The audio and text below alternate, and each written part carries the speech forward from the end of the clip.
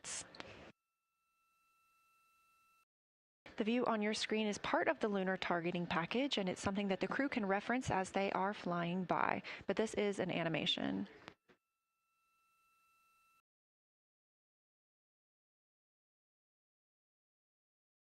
You also heard Glover mention Orion. Orion is a major feature that the team is interested in today, and it's known as the Grand Canyon of the Moon. Until this mission, the Orion Basin had never been seen in sunlight by human eyes. Orion Basin and its surrounding ejecta could fit within a straight line distance from NASA's Johnson Space Center, where we are at today, to Kennedy Space Center.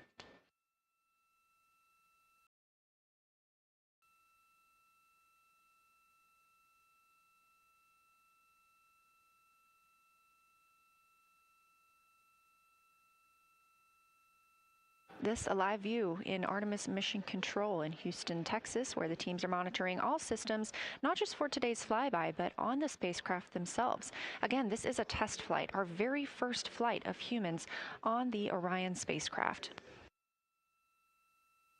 This team has been this team has been monitoring the entire time of the mission, as well as we have been live the entirety of the mission, and we will be continuing to do so all the way through splashdown and crew recovery from the Pacific.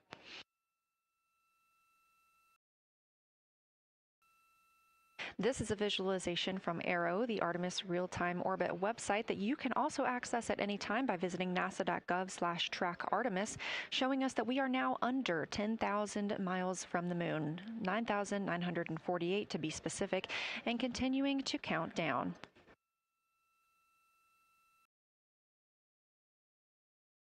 Again, our closest approach to the moon today should come about 6:02 p.m. Central, 7:02 p.m. Eastern. However, we will be out of contact with the crew at this time as they begin transiting behind the moon. At that time of closest approach, the distance from Orion to the lunar surface will be about 4,070 miles. Of course, these are estimates at this time, and we'll be sure to provide you with the official numbers once that closest approach has been reached.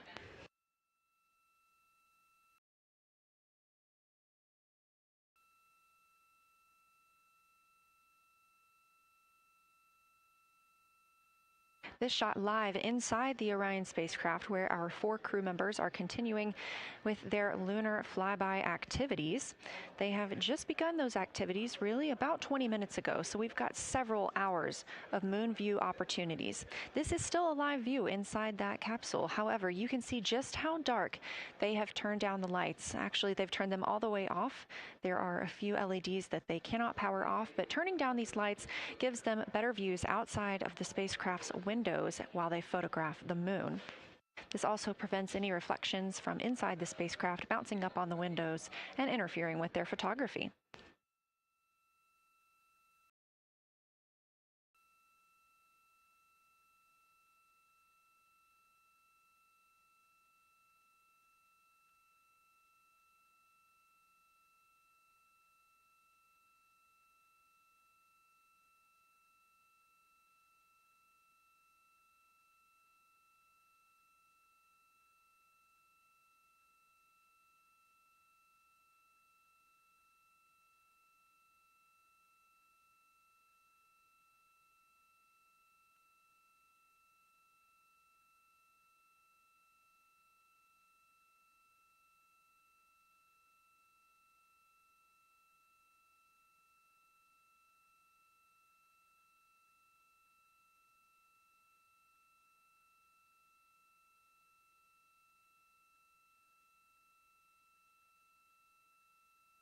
As we were previously discussing, the crew members are serving on teams, the first team being Commander Reed Wiseman and Mission Specialist Jeremy Hansen at the windows photographing what they see. We heard reports earlier that they could see both the moon and the Earth in the same view, and we are looking forward to seeing the moon and the Earth in the same view as well. That Earth set coming up in just a few hours. While Wiseman and Hansen are at the windows photographing, Glover and Cook are serving as support crew. They are able to assist with cameras. They are also providing those situation reports, letting us know how the team is working inside the spacecraft, what they're seeing, and how they're feeling about it. Those first blocks of teams will last about an hour, and the crew members are approaching the halfway point into their first observation block. A reminder, we have 5 of those blocks today. So they're approaching this halfway point, during which the crew at the window will switch roles. One will begin taking pictures, and the other will be making annotations on their PCD, that's portable computing device. Both of those crew members at the windows are recording audio of what they see. They are putting on headsets and recording audio into their portable computing devices. Obviously, we are not hearing this right now. This is going to be sent down to the science team, and they will be able to analyze that at a later time. What we are hearing, though, and will continue to hear, are those science sit reps a few times every block. Once this block is complete, about 40 minutes from now, we will have the teams switch. That means pilot Victor Glover and Science integrity, looking out of window 1. I think I may have misreported earlier saying that it was Tycho going over the horizon. That was Copernicus I was referring to. Apologies. It was Copernicus is what is farthest bounding to the east, and that is now like on the horizon or just past it. And the Korolev is now a few degrees from going over the horizon. And then, you know, next it'll be Aristarchus Plateau. And so on the west, we are getting a much better view of the Terminator. It looks like we have about 80% illumination of the moon. And Vavilov and 1 Vavilov diameter to the west is where the Terminator is right now. And so other features are starting to peek out there. The center of the illuminated part of the moon is, to the lower part is Oriental. And just around Oriental, a lot of light structure is starting to show up. A lot of high albedo, similar to the feature, I cannot remember, Burgess Alpha and Aristarchus type high albedo in the ring. So when you look at the interior ring and the external ring, it's almost as if the edges are starting to dry up and turn white. If it was something that was wet and got dry, the edges would be the part to dry first. You just kind of outline all the topography in the interior of that wall is like it was dusted with chalk or is starting to dry, or maybe dusted with snow. If this was the Earth, I would say there was snow dumped on some of the ridges on the interior of the rings of Oriental. Also, an interesting part of the discussion that I heard between Reed and Jeremy is that from Glushko to Grimaldi, there are 2 dark features there that look like commas, but in the wrong direction. But there's also a lot of interestingness, just a lot of geometry and squiggles and dots and lines that are starting to stand out as more small features come into view. And there also is a lot of variation in albedo. In some of those, the 2 dark features, for example, have on the southern edge of the larger one, the one that's further to the south, there's a very dark, the 1 albedo, like the southern and western part of Grimaldi. And the one to the north, closer to Glushko, is also that same dark albedo. And then around them, there are some very high albedo spots just to the north of the southern one, and just to the west of the smaller one to the north.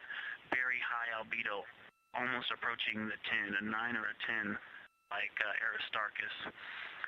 And lots of little bright spots are just starting to pop up in this view. To the north, as you look up at the North Pole, there is a very distinct crater with a lot of a very defined central peak that is also 3 in albedo, and all of that area past it, going to the horizon, gets lighter and lighter, and is very, very high albedo. And I will go look and find the name of that feature if I can look that up.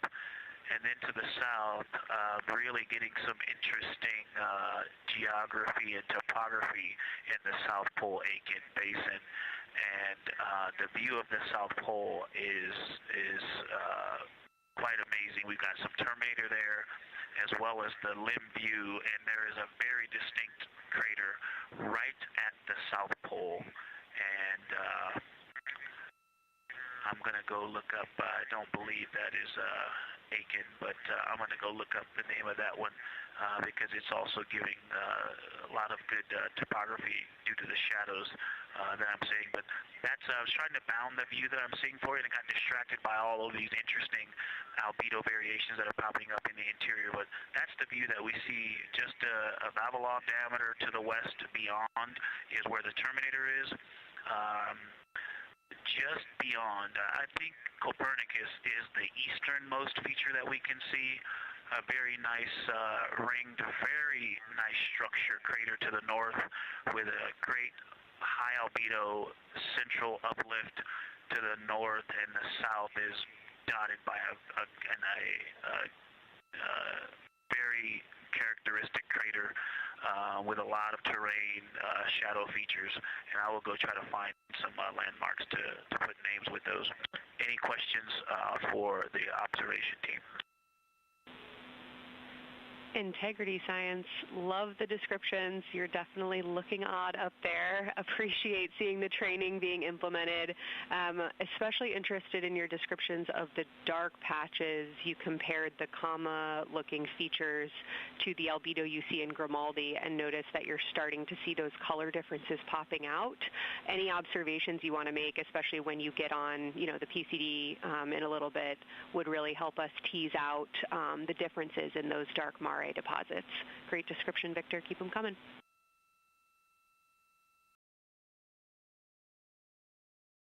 Absolutely will do, and I know you've got descriptions on both of the window observers right now as well. Keep them coming.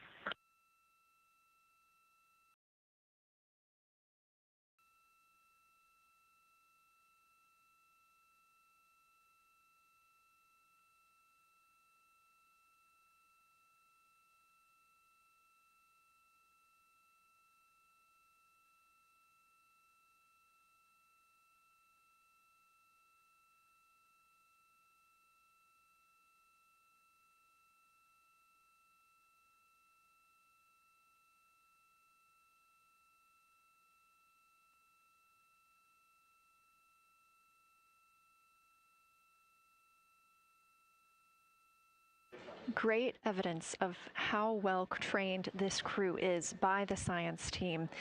NASA astronaut and pilot of the Artemis II mission, Victor Glover, calling down a situation report, noting several different features on the moon and such descriptions, even saying that it looks like snow on some of the peaks. Obviously, we do not expect that to be snow, but referencing that as some of the lighting on how it looks to the Artemis II crew from their current position.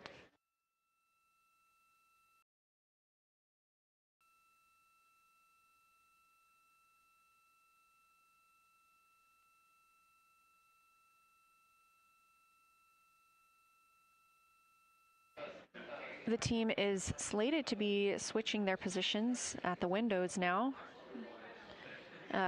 Both Reed Wiseman and Jeremy Hansen have been at windows 2 and 3, one taking photos, one making observations and annotations on their portable computing device. At this time, we also anticipate that they are looking at a crater duo. One of those is Glushko, and the other is Ohm. The team is looking to know the extent of Glushko's ray system and how its rays differ in the Mare versus the Highlands. They also want the team to compare the ray systems of Glushko to Ohm.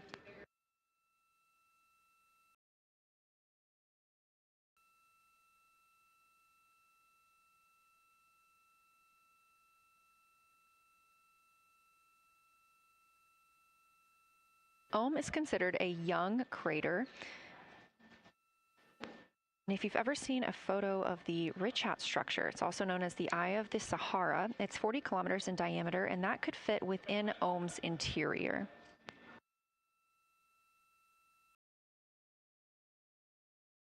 The team is specifically interested in descriptions of that ray visibility, including the color, albedo. Remember, albedo is the brightness or the surface reflection, and the reach.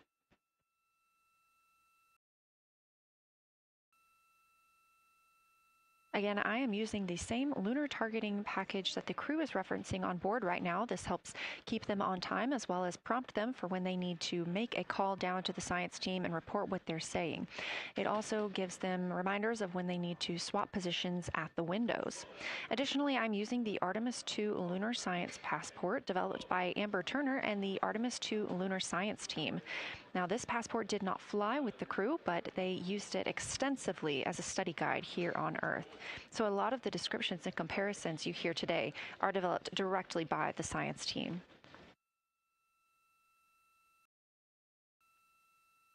We are now 4 days, 20 hours, and 43 minutes. Science, integrity, that crater to the north, that is, it's like we've got one in the north that looks like just a textbook crater, and one on the South Pole as well. The one on the north, I think, is Pythagoras. And what I wanted to highlight about that is it is either a very distinct central uplift or just a very defined area of high albedo. If a majority of the crater, especially the floor of the crater, is, say, an albedo of 5, this center, and gosh, only a tenth of the diameter of Pythagoras is an albedo of 2, maybe 3, but it is very bright and it stands out. And then between that crater and the actual, what is the horizon from here, there seems to be another crater right on the horizon, and right on the edge of that is another patch of that albedo. It seems to be between the two craters. It's hard to tell from this grazing angle, but there is another spot just further north beyond Pythagoras. Between the two, I can draw a picture of this one and show you where that very high albedo, again, another 2 albedo surrounded by 5 and most of the area bounding it.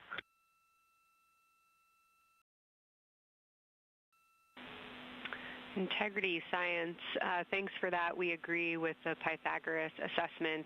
And as a follow-up to your previous report, the SIR had questions about topography comparisons between the North Pole and the South Pole of the Moon, if you're willing to provide words on that.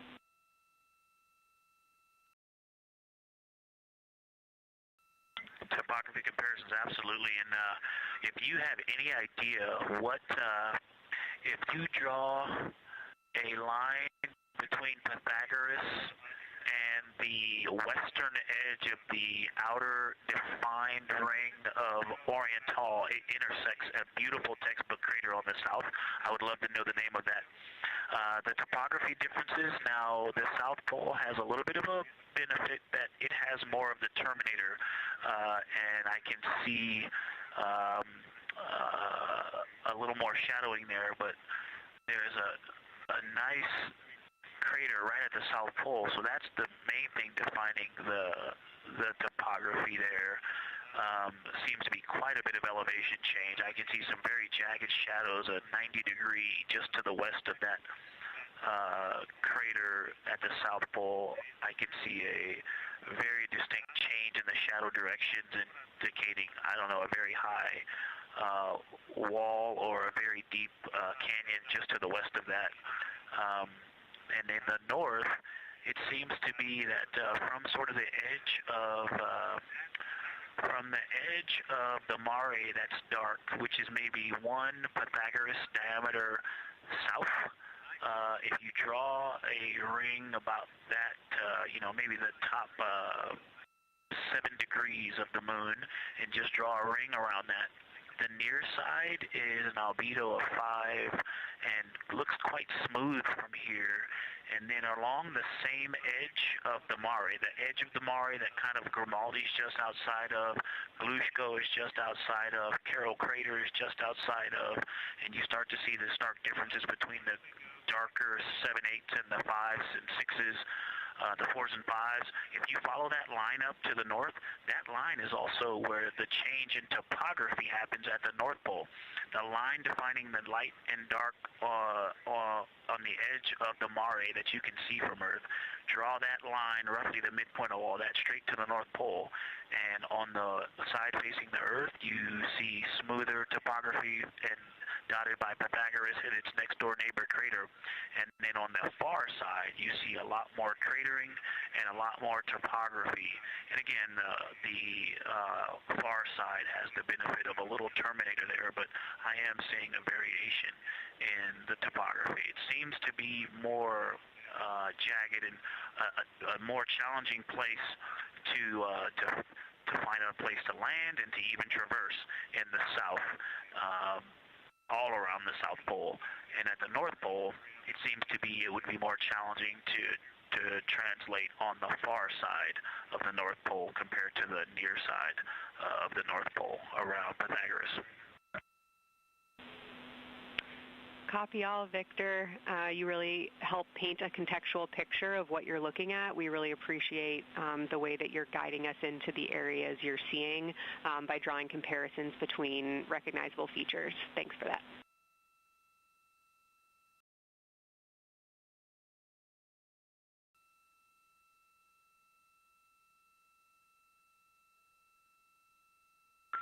And Kelsey, another little science sit-rep moment, something I just heard from the window team is the more I look at the moon, the browner and browner it looks. I thought that was an interesting observation. The two observers have been on timeline, no hardware issues. They did start to talk a little bit about another feature that you'll hear more about on the recordings that they call the handprint. That was at the end of their Glushko and before they moved into their current target. They thought that was worth chatting a little bit more about. And they're preparing to switch after this. Houston copies and concurs.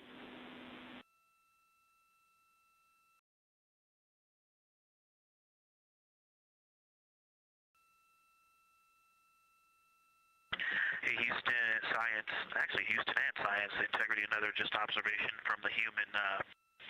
My eyes have shifted a little bit since I've been up here. I've been wearing my reading glasses to look at the PCD. Well, this is a very taxing event on the eyes, looking out the window and seeing the very bright moon, then coming back inside to the dark cabin and trying to work cameras and microphones and logistics and lunch and those kinds of things, and then looking at the PCD, which is dimly lit. It's just been an exercise. It is a difficult thing to manage it. I'm up and down on the glasses and then having to wait as my eyes adjust when I come back in. As soon as I look back into the cabin from looking out the window, I can feel my eyes adjusting, and I just have to work through it as they adjust. Appreciate that report, Victor, and know that we are prepared to read you up targets from the ground if that would give you the ability to keep your eyes focused on the moon and not having to swap between that and the PCD. Just let us know.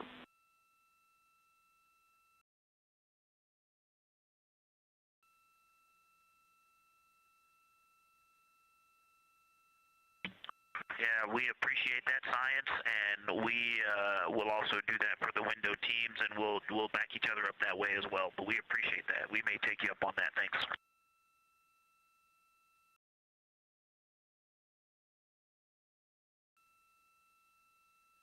Continued detailed descriptions from the Artemis II crew aboard Orion.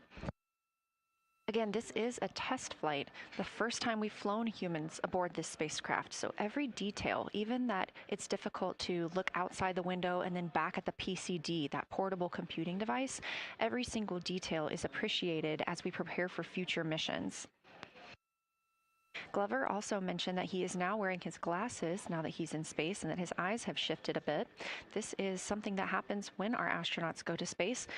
There is a fluid shift from the lower half of your body up into your head, and that can cause changes in your eyes. It's something that we have seen over time for some crew members, especially now that we have been living and working on the International Space Station for over 25 years.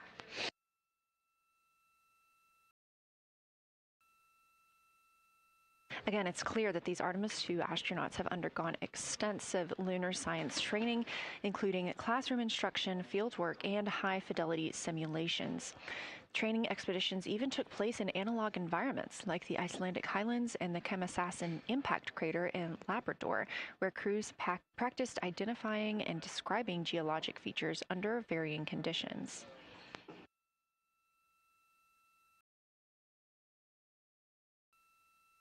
Additionally, here at Johnson Space Center, Orion mock-ups were used to rehearse crew choreography, including three-dimensional space management with an inflatable moon globe to simulate the flyby. And while on Earth, the crew also used that small lunar passport that I mentioned with descriptions, photos, and prompts to help them study the features we hope they'll see. Now, this is a view from their lunar targeting package at this time, helping them determine what they're seeing on the moon, as well as on the left, keep up with what their next target will be. As you can see, we have got a long list and an exciting day ahead of us.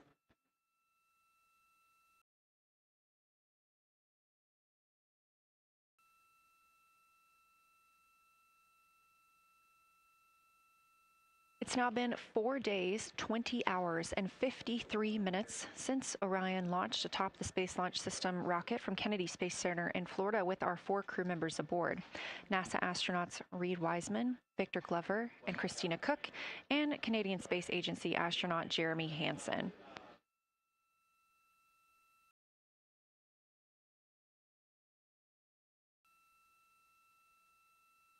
The Artemis II crew passed a major milestone today when they passed the Apollo 13 distance record at 12:57 p.m. Central, 1:57 p.m. Eastern. That Apollo 13 distance record was 248,655 statute miles from Earth. And Houston, another observation, whole moon. When you look at the moon, something I've never seen in photographs before but is very apparent, all the really bright new craters. Some of them are super tiny.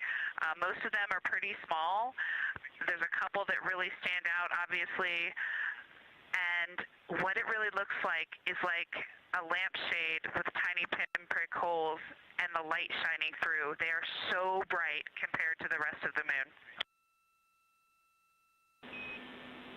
We copy, Christina. Thank you. Looks like you guys might be doing it, but remind you to swap positions at the window and take your SD cards with you. We're loving everything that you're calling down, so keep it up.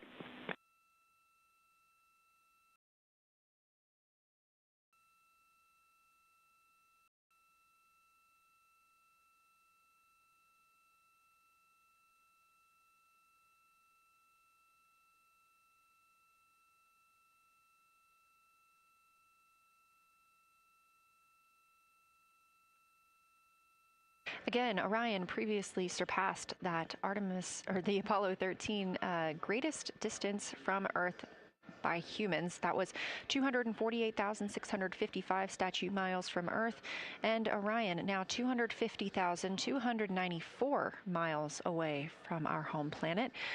The spacecraft is 9,033 miles away from the moon and growing ever closer.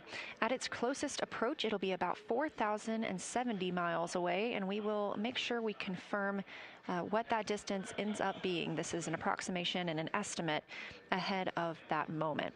We're anticipating them to make that closest approach at 6:02 p.m. Central, 7:02 Eastern, when they are in a loss of signal, transiting behind the moon.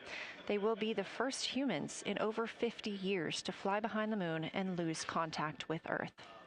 We will regain that contact about 40 minutes later as they reconnect to the Deep Space Network, emerging from behind the moon, and we will look forward to seeing an Earthrise.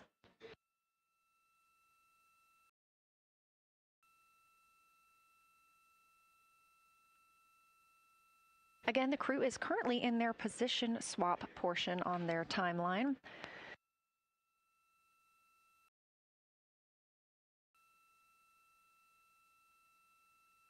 This allows crew members the opportunity and the experience of all roles necessary during today's flyby.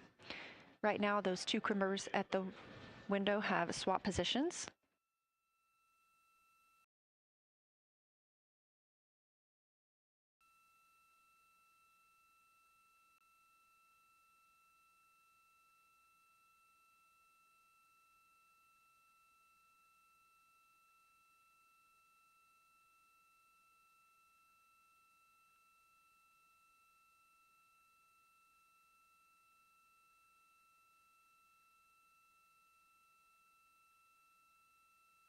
Again, the crew at the windows swapping positions. Right now, that crew is Commander Reed Wiseman and Mission Specialist Jeremy Hansen, while Victor Glover and Christina Cook serve as their support flyby crew members. That's why you are hearing Victor and Christina during those science situation reports.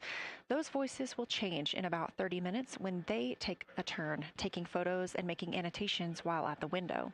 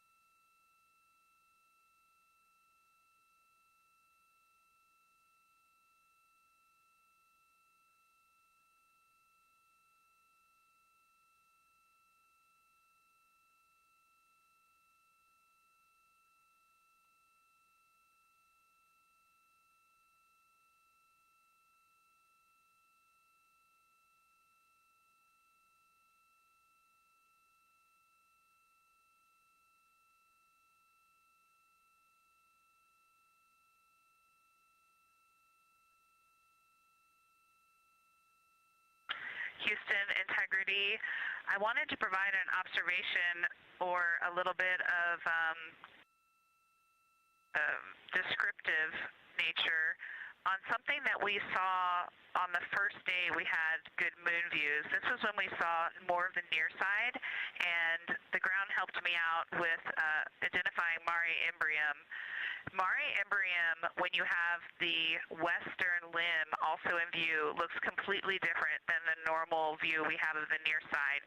It is the most striking feature of the western limb view that we had. And the mountain chains that form its eastern side are very prominent, but they actually stand out more than I'm used to seeing even on the western side, and the whole thing just feels like a big bump.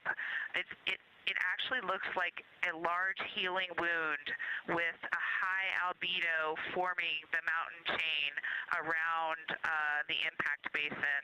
And I just don't think I had enough chance to describe how striking it was on that western limb view as we were coming in a couple days ago. Christina, science, absolutely love that, especially since that's a feature that all of us here on Earth can observe from home. So I'm sure tonight everyone's going to be going out and looking for evidence of that beautiful topography you just said. Thanks for those words.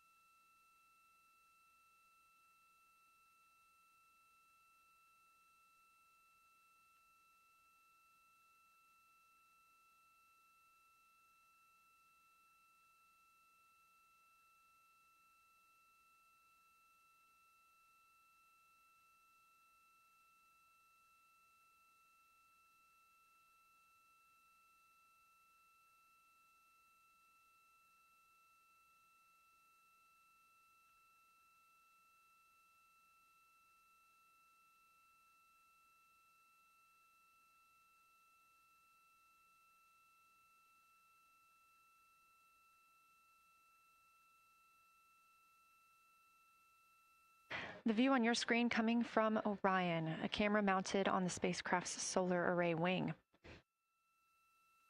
Toward the right of your screen, the near side is the hemisphere we see from Earth.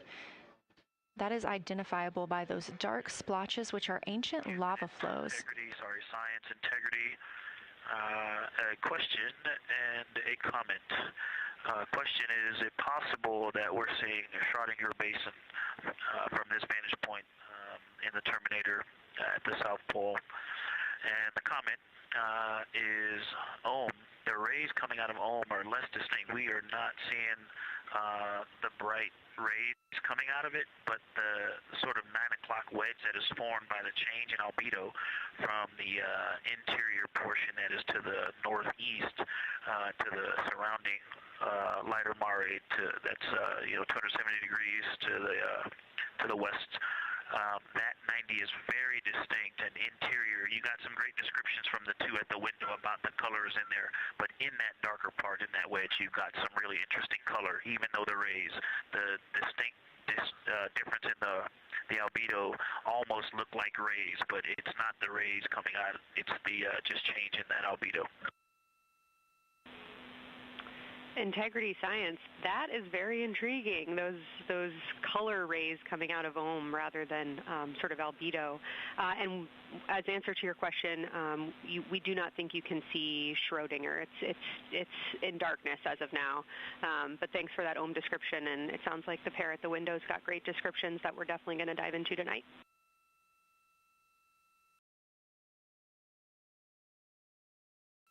Okay. If you could help me, I would still love to know what it is. There's a very nice crater. You're going to likely have a lot of pictures of it. What would be right in the Terminator at the South Pole or close to the South Pole where it's intersecting the Terminator right now? Yeah, Victor, we're assuming you're talking about, kind of if you're looking at the Terminator, it's basically like 70% down from the North Pole. Is that where you're looking?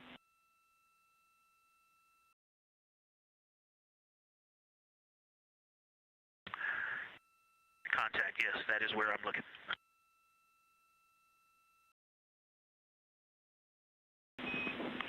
Integrity Houston, that is an enabled caution for wastewater dump required. We have hit our limit.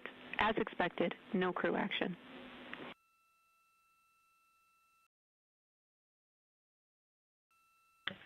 Copy, no crew action.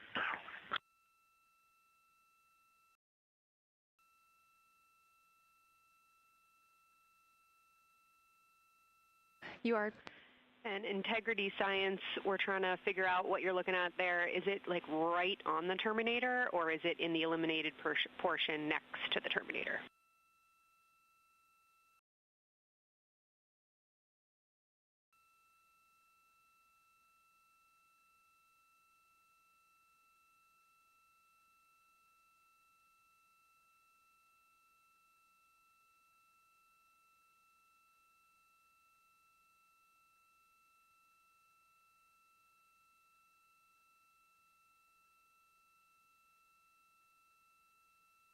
While we wait for a response from the crew, the Terminator is that difference between day and night, or brightness and darkness, that you see on the moon. We see this from the International Space Station as well, looking down at Earth. And science from integrity, excuse my space orientation adaptation.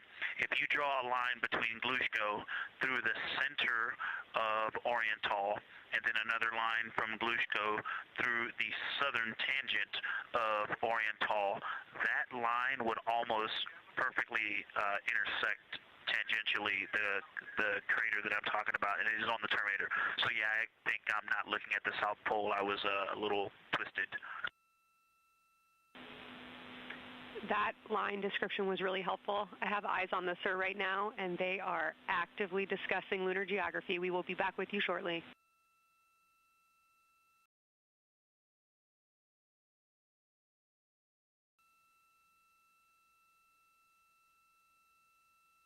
You're hearing a couple of voices today in Mission Control Houston. One of those is Dr. Kelsey Young. Integrity Science, we believe that's Zeeman Crater.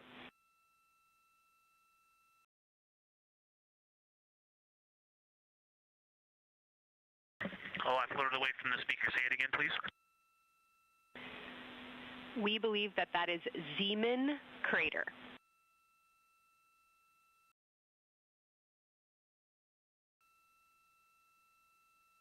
Zeeman. Okay, and can you say the first letter? I may be pronouncing that wrong. What's the first letter of that word? Zulu. It's Z-E-E-M-A-N.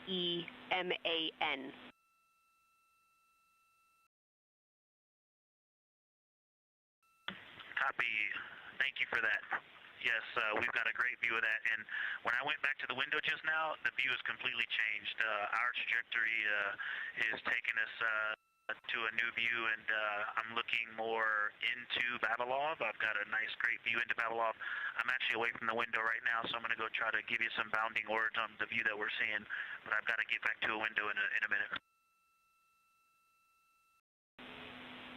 Understood, Victor. You're defining new views of the moon in more ways than one.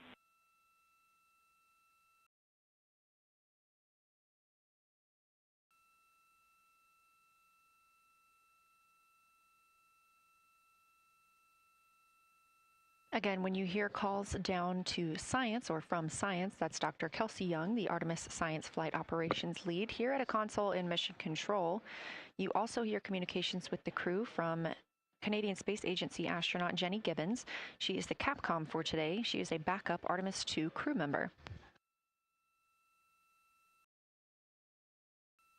Those calls from pilot Victor Glover asking about a feature he was seeing, specifically a crater on the moon. Meanwhile, the team here in the science evaluation room was actively working together to determine which feature he was describing.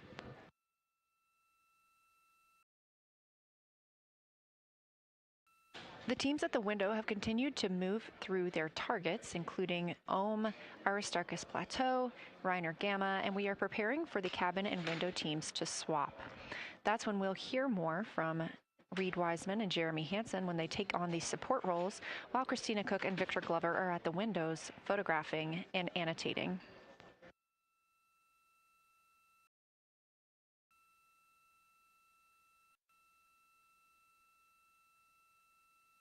As we briefly mentioned, if you look towards the right side of the moon, essentially,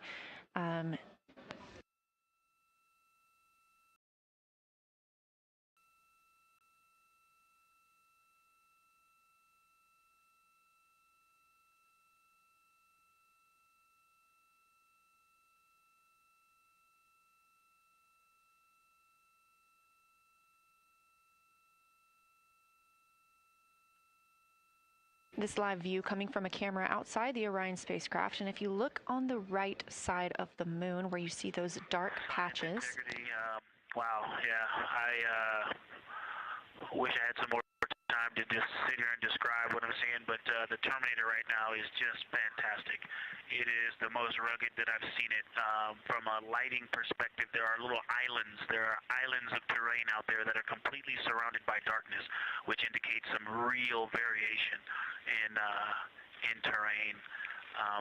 Up to the north, there is a very nice double crater. It looks like a snowman sitting there, in the 5-10 degrees below the pole in the Terminator.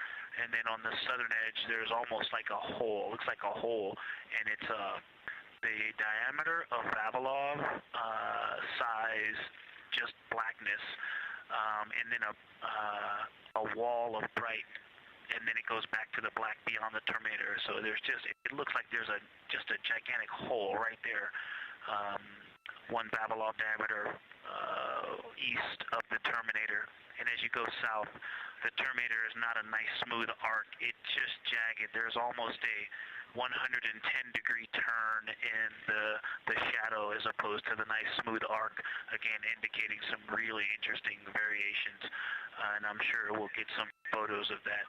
And then one of the craters further to the south of Vavilov, maybe halfway down to the South Pole, is not only looks like just a deep hole, and then there's like two island rays pointing off to the west and north that indicate very high ridges and very deep canyons coming up out of that crater. So again, just some really interesting visual illusions going on with the shadows there. Like I said, there look to be islands out beyond the terminator because some of the things, maybe even a Vavilov diameter into the terminator are catching sunlight on the peaks up to the north and to the south. It's very, very interesting to see. Integrity science, oh my gosh, that was an amazing picture you just painted. I glanced over at the SIR video and I literally saw fist pumps in the air.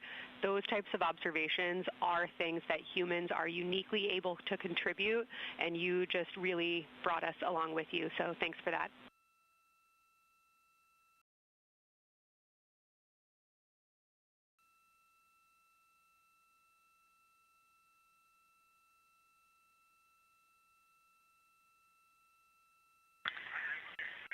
That's awesome, Kelsey. Did you get a sit rep updating you on a slight change in logistics for PCD use? Christina, this is Houston.